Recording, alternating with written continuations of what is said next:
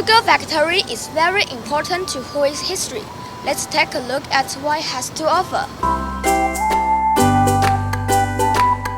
Our first stop is the Hui Old Station. Let's go!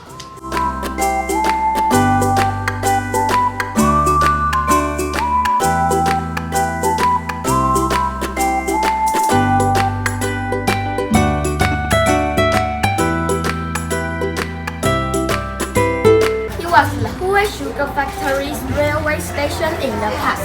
It mostly carried sugarcane, but sometimes people too. Because of this, Hui was called the sugar capital of Taiwan. Now, the old station has become a Hui tourist center.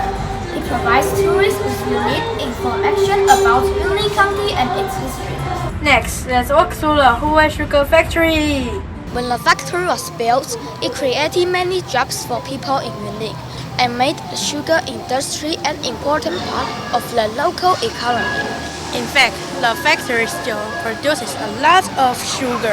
The Hui Sugar Factory is one of only 2 sugar factories still operating in Taiwan. If you visit it today, you can see the 5 cent train carry sugarcane back and forth, and you might even be able to smell the sweet scent of sugar.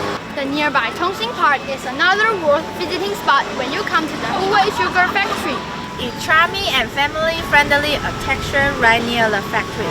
You can see tall green tree, walking paths, and playground for children in the park.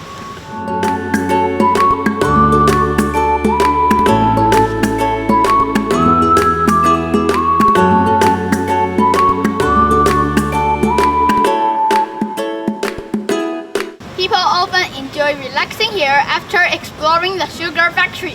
Do you know why sugar factories sell ice creams? Of course, because sugar factories produce sugar, they can get sugar easily to make ice creams.